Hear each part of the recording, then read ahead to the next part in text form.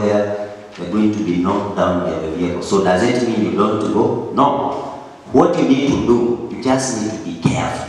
You need to know what are these dangers. When you walk into, let's say, for instance, let's use Java, and the first thing you do, you request for Wi-Fi connection. And if the internet is not there, as in, there's no, you don't have Wi-Fi here, you know. And what happens, me, I walk there with my laptop, then I'm going to create almost the same Wi-Fi, and you're not going to know. So, I love password by default in Java Lab.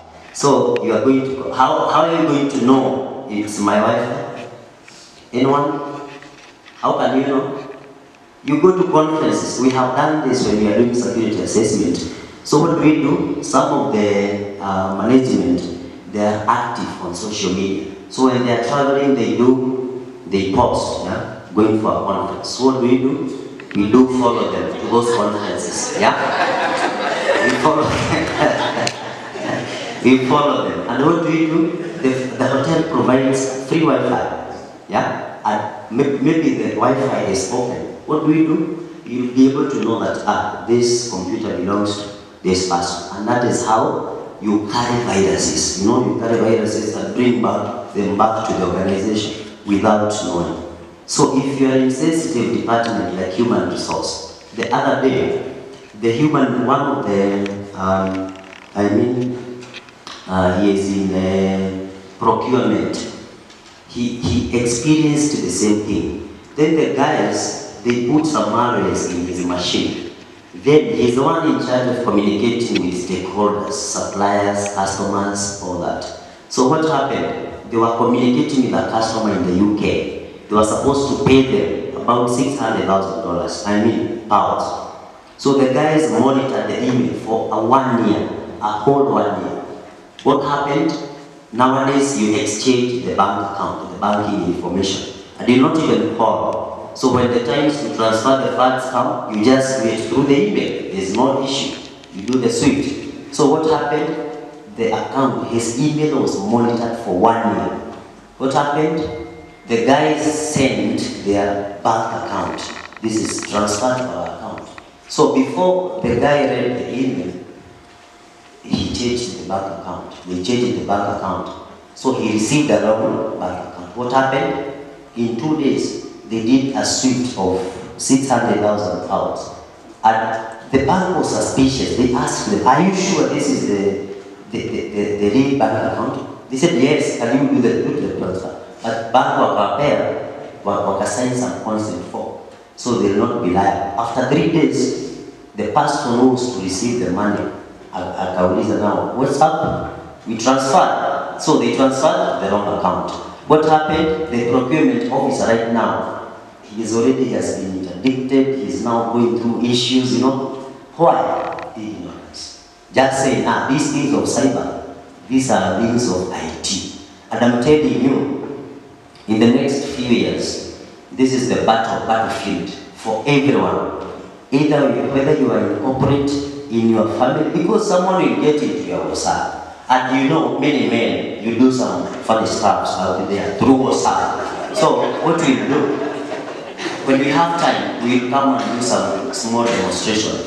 So what happens? I'll just get into your phone, and then nitakatuna hizo picha na messages, alafu, you know, nitaziforward kwa hiyo mtu mwingine na atajua. So before nifanye hivyo, I'll tell you, I need this amount of money, nisipeane hizo picha. I know that.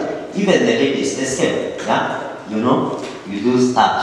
And definitely, if you have a smartphone, yeah, which I believe many of you do, this is very dangerous. It is going to bring the third world war in our families, at home. We are going to fight.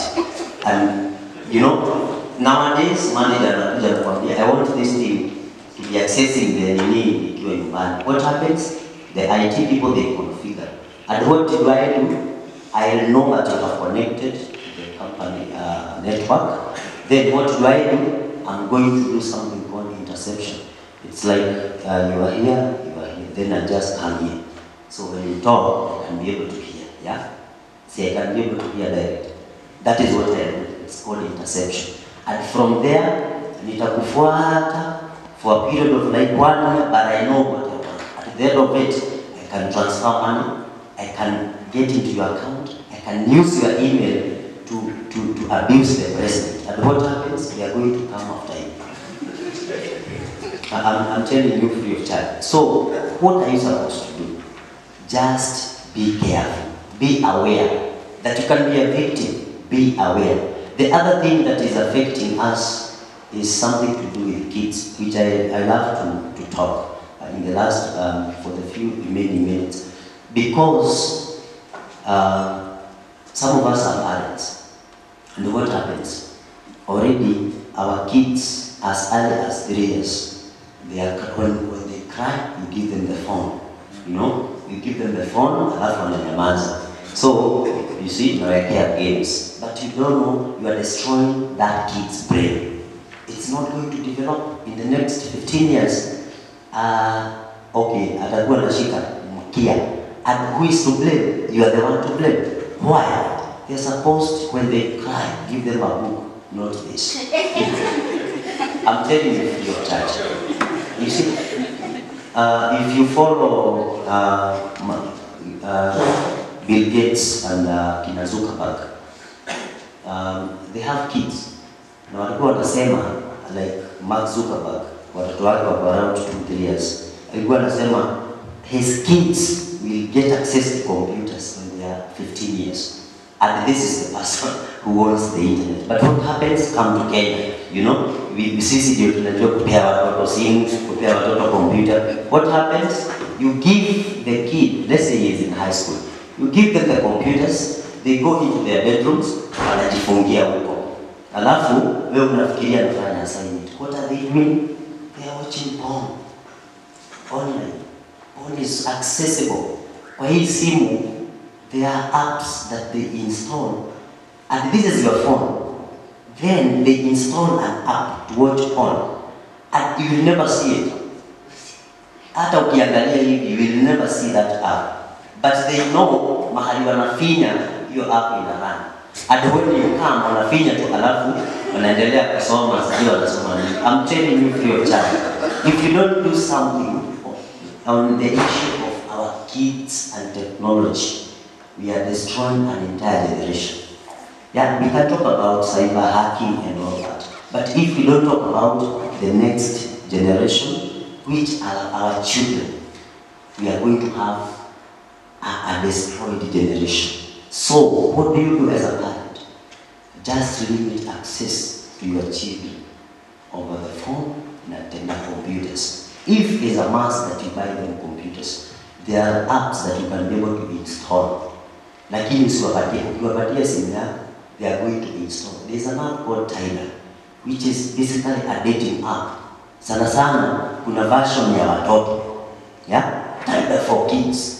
Na wewe ukitafuta hauitapata kwa Google. They know where they get. Yeah? What happens when they install those apps? Wanakuja hapa Kenya Bankers Sacco. So they search 500 meters. The same way the other one work. 500 meters, it will broadcast. So whoever is connected, and they are connected all the time. And I don't know where they get even the buttons. You know, they lie to you. You know, you are told to take this and this to charge. I don't know. Then you give them some money. Wanaenda wananunua buttons. So what happens when they come here? They just search a radius of 500 meters. Anyone who is online in a wallet, then the moment in Mesema, let's say accept or something like that, what happens? They know that when you are in that app, the Tinder for the kids, what happens? That app is for sex. Nothing else. So wakati nimeconnect na nimekuja, there's nothing else that you're going to discuss. The other day, some young people were arrested there, pale town. If you are sensitive na some of those news, they were arrested pale town, wakiwa group of about 10 young people. What were they doing? Walikuwa wamekutana because of Tinder. And when they meet, it's sex. And when they do that, one principle of that app is there's no protection. Yes. So that is why I'm telling you, we are living in dangerous times, and this will be the end of the world. And when I say the end of the world, I mean an entire generation, if you are not careful, an entire generation is going to be destroyed by this. And those are some of the risks. Mtoto anaingia pale online, amejifungia kwa nyumba yake, then anaambiwa, like here in town, we have assisted the law enforcement. Someone amechukua nyumba, hapo ni ofisi hapo town. Then unapea mtoto amemaliza form 4. You give them some few cash, 5,000 to sign up for packages, computer packages, as they wait to go to the university or college. What happens? Wanaenda, wanakudanganya that wameshalipa na wameanza kusoma computer. But what have they done? They have enrolled upon her hapo town. Room mtu amechukua na ni an office block, but ndani they are active. And you never know. Actually atasoma computer, but atasomea hapo ndani. So atakuja hata atakuonyesha nini ndio hii computer, hata atapiga picha na computer. But what do they do? Already they are enrolled to some funny stuff. Wakiingia pale, so unaonyeshwa, you know, they are told toa nguo kaya hivi, weka mkono hivi, weka hivi. As they do that, someone is already subscribed to that. They are being broadcasted to a channel where other people pay like $500 to access that channel. What they do? The owners are getting more than like 10 million per month out of your children. So if your child hajafika hapo, jua hatafika hapo. And the problem is influence.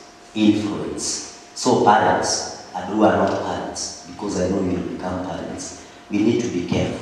First, we need to be careful with ourselves, where we are working. That is mahali tunatoa unga. We need to be careful. Don't just share passwords the way tumeambiwa hapa. Then, you need to be careful, you as a person, so that you do not lose that job because of some ignorance. Because you went ukafinya Wi-Fi free of charge, then kumbe ni mtu anakumonitor. That we need to be careful on the technology and our children. We need to protect them. Don't give your child the computer, then you don't know what they do. Ask them. Even install monitoring apps. You are allowed by the law. Wakifika 18,